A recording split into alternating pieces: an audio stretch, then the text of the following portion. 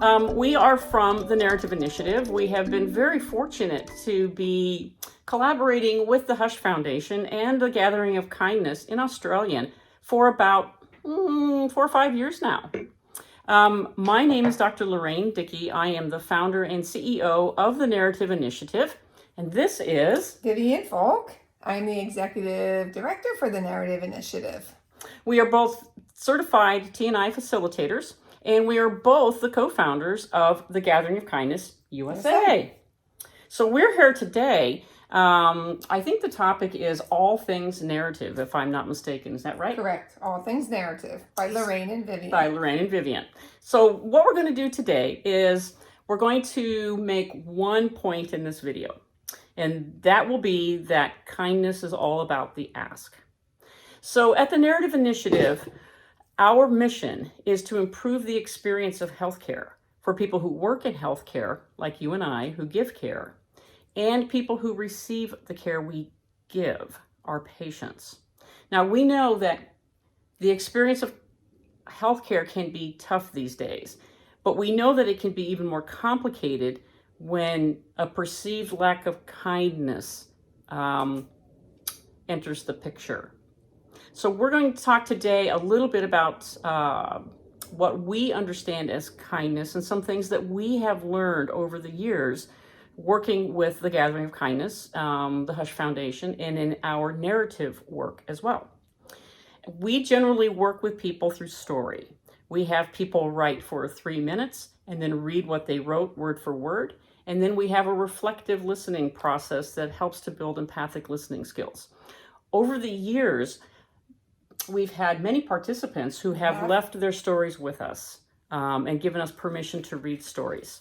So today we're going to talk a little bit about the ask, and then we're going to read a couple of stories, right? We're going to read some stories. And those are stories that we've gathered over the years through the Gatherings of Kindness. So, as a team, I just want to say this is Dr. Dickey, and I'm the nurse. And we've heard stories from physicians and management and nurses. So it's nice to have this collaboration between the physician and nursing for kindness. So the story okay? Actually, we probably should just talk about kindness in general. Okay. You know, a kind act is, it's so much easier to be nice than it is to be kind, right? It is. Nice tends to be kind of reactive when things are all going well. Kind takes a little more mindfulness. It takes an intentional act. There's actually 3 parts to a kind act. There is the person themselves, like you and me. There's our intention to do something kind. And then there's the act, that the physical act or what we say. Now, Viviane, it seems crazy to me how we are kind people doing what we believe are kind things. But it doesn't always work.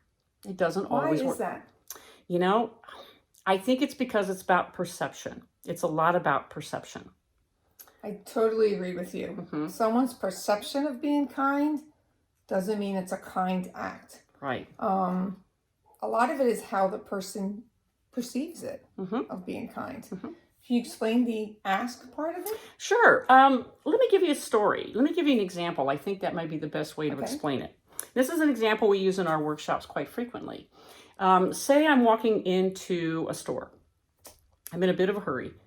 The person in front of me trying to enter the store is actually in a wheelchair. And they're reaching up to grab it, the door, and they're trying to open it, but you can see they're having some trouble. So what's my first Our reaction? What's your first reaction? Open the door for him. Right. So you open the door and the person says, "Hey, thanks. I really appreciate that, but I've only been in this wheelchair about 2 weeks. And I have to kind of learn to do this for myself. And I feel about this big." Right. So, we feel rejected, embarrassed, maybe ashamed.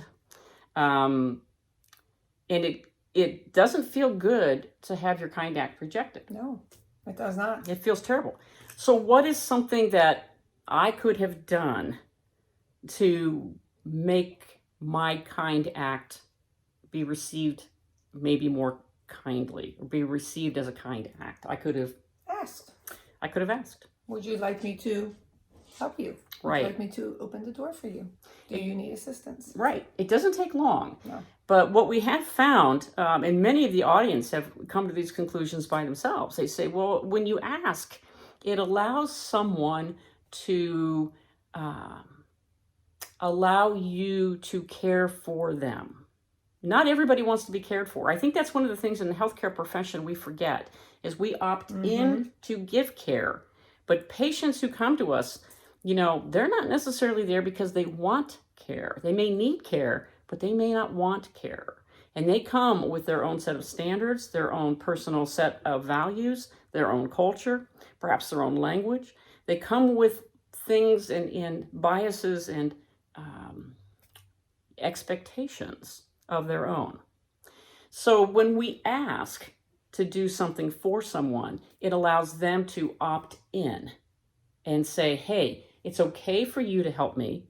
It's okay for you to help me in a way that I perceive as kind by my definition, because kindness is very qualitative. It's very personal. It's based on perspective and lived experience. Absolutely. So it can be tough. So one of the things that we want people to understand is it's so easy to just stop for just a second and can I help you, so the person can opt in, or quite frankly, opt out. They can decline. But that's a way, instead of doing it and then feeling rejected. So we have a couple of stories actually from people who, over the years, who have written about this exact same thing. So Viviane, would you like to read the one about double kindness? I would. Before that, though, I'm going to interject. In our teachings, we do use the story with the wheelchair, but I'm going to interject a little story. I was at Panera, and a homeless person came in, and a gentleman came up and bought him breakfast. Very kind act, right? Absolutely, I would. Yeah. Sure. That person, that homeless person, got irate, started yelling, making a scene at Panera, and said, why did he just buy him this breakfast without asking him? He had money to buy this breakfast. He appeared to be homeless, but maybe he wasn't.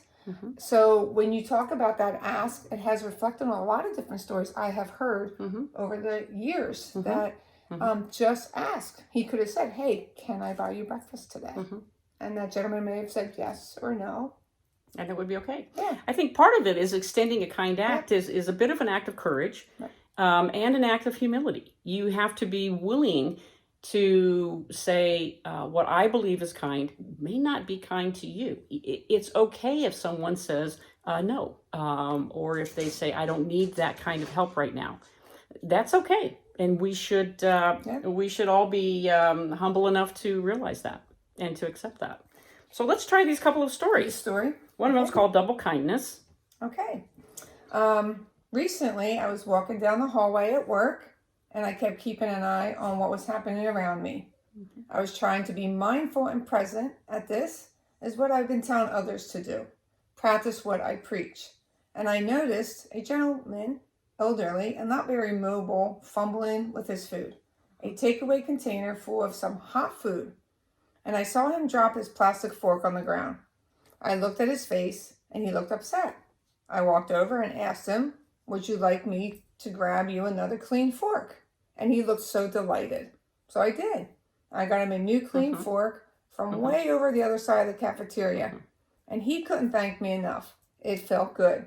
And I knew I made him feel good too. We were both able to give kindness that day. That's just lovely. That's a really, really lovely story. So what do you think kindness meant to that gentleman? I think he was very grateful that she took the time to help him get a fork. And in her story, she says it was way on the other side of the cafeteria. We were very busy. She didn't have to do that. She could have just said, oh, no, I don't see anything dropping and going. So I'm sure he appreciated. Appreciation, that. grateful, Absolutely. Appreciation. That's a lot what kindness can look like. Exactly. So thank you. I'm going to read one other story that we have that is a little bit different. This is from a non-clinical person who works in healthcare. The day I had a surgical procedure, local anesthetic only, the anesthetic nurse held my hand throughout the anesthetic injections.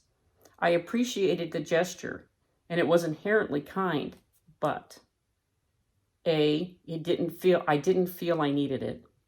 B, I felt it was more for her than it was for me. And C, I felt it assumed something about me that wasn't true. I didn't feel terrible about it, but did feel a little like an infant. Also, we were holding hands for ages before it started, so it got weird. So this is a story where the ask was not made. No. Versus the other story we just had where the ask was made and the gentleman lit up and was very delighted. There's an assumption made here that the person undergoing the procedure needed the hand of the anesthetic nurse. So can you reflect on that a little bit from a nursing perspective? Yes, very much so. I don't know if I've heard this story before, but boy, it resonates. You always ask somebody before you touch them, even if it's just a gentle grabbing somebody's hand. I think maybe in this story, the nurse may have felt like if I was in this position, I would have liked somebody to grab my hand. It was a very kind thing that the nurse did, but I could see how the patient would perceive that as unkind. Some patients would perceive that as a kind act. That is definitely a situation where the nurse should have asked to. But I can understand how it's human nature. Yes. It's very human to want to go up and to console someone from that Hugs standpoint. are the same thing. Yeah. I love hugs. Yeah. I love giving hugs. But I have learned you must ask before you give somebody a hug. Whether you think they need it or not, it's a kind gesture. They may look like they need a hug. That doesn't mean they're going to perceive it as a kind gesture. And on that note, I have one final story. And this was from a community member at one of our Gathering of Kindness USAs. I was facilitating a discussion group. The conversation became intense and emotional as we were having the staff share appreciations for one another. The coordinator was sharing about the support she received from her manager when her grandmother died and started to choke up. I went over to her and placed my hand on her shoulder to comfort and support her. As I knelt beside her, she said to me as she turned to look at me, "Don't touch me." I startled and was mortified. How could I have offended and later realized I had done it for me to assuage my discomfort? So I think that story really drives it home that kindness is less about our intention and much more about the need and the perception of the person who's going to receive the kind act. You'll notice that there's these little cranes that are here, and we have a couple of cranes on our Gathering of Kindness board, and our kindness works here. These are origami cranes, and the legend behind origami cranes is that if you make 1,000, your wish will come true. Now, Viviane and I have made probably close to 10,000 cranes, and we have given these out all over the world. So we want to give you a wish. Imagine, if you will, you're holding your hand out like this. And we can't control what will happen today. We don't always have control of the outcomes, but we do have a lot of control over process. And we hope today goes as well for you as it possibly can. That's our gift to you. Our gift to you. And remember, ask. It's about the ask. That's about the ask.